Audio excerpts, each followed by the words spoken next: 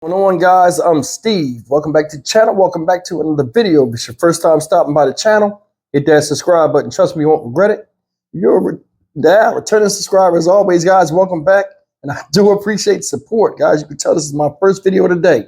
And in this video, I want to talk more about the situation involving the death of Madeline Soto at the hands of stepfather slash boyfriend slash mom's acquaintance, Stephan Stearns. And more charges have come out where he's been charged with over 60 different crimes. Well, charges in the crime. And I'm going to play this news article, and I'm going to answer a lot of you guys' questions that you probably are asked, wondering about why he wasn't charged with, her death so far, and a couple of other things. So without further ado, let's take a look at this video and come back and get a little bit into it. Breaking this afternoon, new charges have been filed against Stephan Stearns. He is the lead suspect in the death of 13-year-old Madeline Soto, whose body was found earlier this month. Meredith McDonough is here to explain that these new charges are not connected to Madeline's murder. Sheldon, not murder, but still a total of 60 new charges have been filed against Stearns in connection with the death of Madeline Soto, who was found dead after being reported missing. Now, the new charges include 8 counts of sexual battery on a child under the age of 12, 5 counts of sexual battery with a child 12 to 18 years old, and then 7 counts of lewd and lascivious molestation and 40 counts of unlawful possession of materials depicting sexual performance by a child. Now, shortly after Madeline Soto's disappearance, several disturbing images and videos were found on Stephan Stearns' phone. He was then arrested on sexual battery charges along with possession of child sexual abuse material. According to officials, further investigation then revealed more images and videos depicting criminal acts, and this is from where the new charges stem. According to those documents obtained by West 2 News, Stearns was abusing Madeline for nearly 2 years. Now, Madeline was missing for nearly a week before her body was found in a wooded area in St. Cloud. Now, again, Stearns is a suspect in her death, but not currently charged with her murder. We'll continue to follow this breaking update. All right, guys, that's the news so far. And we knew it was coming. We did. They're saying it's 60 charges or over 60. Basically, they're different counts of the same thing in different codes of the law on different, offenses this man created. And these 60 are included in this. 8 counts of battery on a child of a sexual nature under 12 years old. Now, that one's huge right there because according to Florida law, which I've looked up, prosecutors can seek the death penalty for that. And he has 8 counts of that. Now, remember, I said in another video that according to a couple of news reports I've seen, him touching her started when she was 11 years old, supposedly on the day of her birthday. That's why I said in one of my videos, what's up with this guy and birthdays? Now, he supposedly touched this girl when she was 11 years old, said it's 8 counts under the age of 12. Now, remember, guys, this is only because what was found in his phone. This was an ongoing thing with this guy. So don't think from age 11 to age 13, it was only 8 times. Because following behind that is the second charge. 5 counts of the same thing with a child ages 12 to 18. So she was over 12 years old. See what I'm saying? This is the only thing that's recorded from the information they got from his phone so far, because he's not talking. So you got 13 counts of battery on a child of a sexual nature, right? Now you got 7 counts of lewd and lascivious molestation. He touched her, weird ways he did, so on. We don't have to go into that. All of this is recorded on his phone. Now we got 40 counts of unlawful possession depicting sexual performance of a child. Photos, video. You see what I'm saying? All of this is coming out now because it's earlier charges. This stuff wasn't included, but it was coming anyway. So, I mean, it's big news, but it's kind of not. You knew it was coming. My thing is this. All of this stuff is out. And, the 8 counts of battery on a child under 12 where they could seek the death penalty. Let's get something straight right now. And I'm going to be honest with you guys. And it's just my assessment. He will not get the death penalty. He won't. He won't. Because the way the court system is now, he can take a deal. They'll offer him a deal. What they're doing, they're putting all this stuff on him to make sure they can push that he has life, because it's documented that he touched her under the age of 12, which carries a death penalty. So they can put him in jail for life. That's what he'll get, a life sentence. This guy will get life in jail. That's his max of what he's facing. And that's what they're pushing for. That's why they're putting all this stuff out. And it's slowly coming out. It's slowly coming out. Besides what he did, which in itself is disgusting. He know he's gone. He might not ever talk. I said in the video before, I would be shocked as of last week that the mother is not charged. And I still am. But then again, I understand, from me going through the process of being in jail and stuff, not under conditions like this, mind you, the process is the process, and it takes a long time, especially when they know they got you. They don't rush nothing. Because remember, them arresting these people is not to impress the public who is scrambling for answers and want to know, no matter how big the case is. The bigger the case, the more silent they are. You ever notice that? The bigger the case is, the more silent. They're not going to tell them, because the more they tell you, it could, put them in a situation where the public can be persuaded by his defense. You see? Now, as far as this dude, like when I said with the mother, right? Like, I don't think he's talking. He not really, he never been in jail. You can tell he ain't never really been in jail. Like the way, keeping his mouth shut. He trying to keep low, high profile case. They got him isolated from everybody else. He know his goose is cooked. Embarrassing, the crime he got, unfavorable in society. This guy might not ever talk. He might not. That brings all these questions outside of the diminutive nature this man had. Who else knew it? Now we go to the mom, right? Did she know?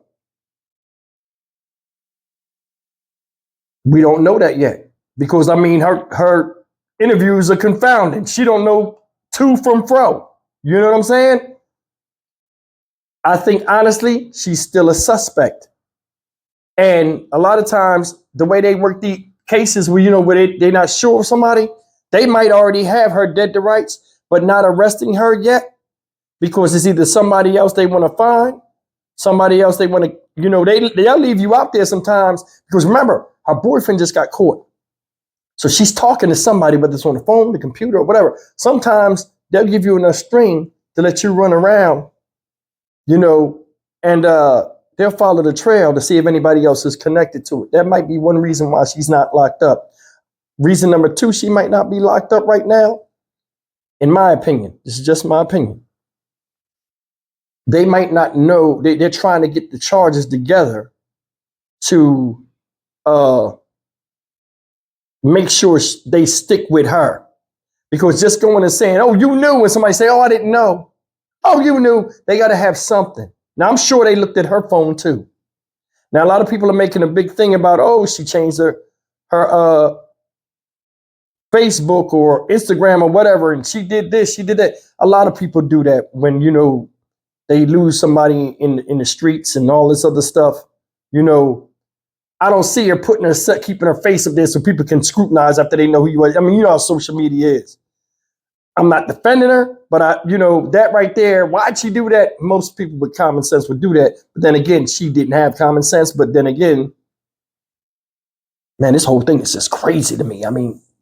Little girl gone. This is wild. This guy right here, the mom, I think she's involved in it. A lot of you guys left comments, and I pay attention to your comments. And some of the comments you guys say, we can't rule nothing out nowadays with this. This is one of the strangest cases. You seen the interview, we dissected it. This is one of the strangest cases. Hell, think about this. This might be a thing too. And we just talking about it. In those videos, that was taken, What if somebody else was holding the camera? They might be wondering what that was about too. And they might not be telling her, hey, we know about what's, and they might just be letting her sit there until this all comes together. Because I'm telling you, when this stuff comes out, it's going to be a hell of a bomb dropped on everybody that's involved and interested in this case. And it's going to be worse than we think it is. This guy right here, for 2 years, from birthday 11 to birthday 13, and in between, other stuff that wasn't caught on his phone was bothering his child. It's no way the mom didn't know. I'm sorry. As a parent, it's no way. I don't see no child who has a bond with their mother before this animal came in the house, all of a sudden has a code of silence after being violated by said animal.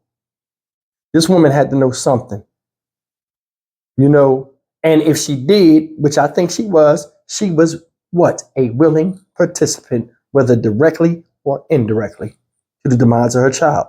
Now, why would this man all of a sudden, after 2 years of running roughshod in the house, dealing with her and dealing with the mom, having two women at the same time, in his mind, two playthings at the same time, all of a sudden get rid of Madeline? I think that all comes down to the autopsy report. I think it does. Because the more we're hearing about it, you know, people say, hey, well, you know, it's rumors that maybe she was pregnant and he found out about it. Or she, you know, he didn't want the mom to find out. Either way, a man that prays and takes a child's life, what made him take her life all of a sudden? That's the key. What made him do it? And that's the thing, we might not never know. And I think it all comes down to the autopsy report. What was the motive? Because if she comes back and she was pregnant, that right there is more than enough motive to do that. But, you know, if a guy usually does something like this, usually it's to cover up shame, which I don't think he could, because I think the mom knew. So I reject it. That's not the reason why he took a life, I think. I think the second part might be the latter of what we previously talked about. She might have been with child. See, a lot of times, this type of behavior, if a parent is enabling it or just too scared to speak up, once something like that happens and somebody's pregnant or whatever, it changes the whole dynamic, because now it had to be out in the open. She had to get a procedure. Pregnancy in a woman, a child growing in them, you know what I'm saying? He would have to answer to a lot. That could be the situation where, what if they had a conversation, you're like, you better not get her pregnant. You know, and it sounds messed up. It does. But I mean, on here, we're going to talk about stuff that is a possibility. But the more you guys were saying that in the thing, I'm starting to believe that I think that might have been the main motive of the demise of Madeline Soto. And it's not even her fault. It's not. Nature's going to do what it does, whether it's a natural occurrence or an unnatural occurrence by pervert. And the thing that's crazy is I don't even know if they'll ever make the autopsy report public. This guy might not never see his day in court. He might sign a deal and just stay in jail. And that's the thing that's messed up about the justice system. When you have crimes like this, these people need to be made paraded in front of the nation and in front of the community. Why should they get an easy way out after doing something that's really messed up to somebody? That girl was 13 years old and will never enjoy a lot of the, you know, things in life, the great things in life that make a lot of us as adults who we are right now. She'll never get a chance to be to that point. Then another thing is this, man, and this is touchy, but I mean, it's an honest It's an honest subject to talk about. A grown man was touching this kid. As she ages and matures and would meet boys her age, how do you think that would turn out? The interaction. Seriously. It's messed up that human beings look at other human beings of the opposite sex as playthings and not actual people, and not look at the long-term effects of what they would do and what type of, destruction they're causing, both mentally and physically, on a child who you're not supposed to be with in the first place. Moving forward, the way she sees men, the way she looks at love, the way she feels about herself, and just her managing relationships in the future with somebody of the opposite sex. I'm Stock Market Steve for the Dynamic Reason channel. As always, like, comment, share, and subscribe. The mom might not be arrested right now because they just have to get these charges in order and figure out the right thing to do, because they didn't heard so much junk that some of the stuff either they're going to throw away or they got to get something that's going to stick the hardest. They got to find that one crime that, because remember, when she was talking, she was all over the place. So they trying to decipher this stuff and put it together themselves. Either way, when she does come in, that's when we'll know. I'll see you in the next video. Take care.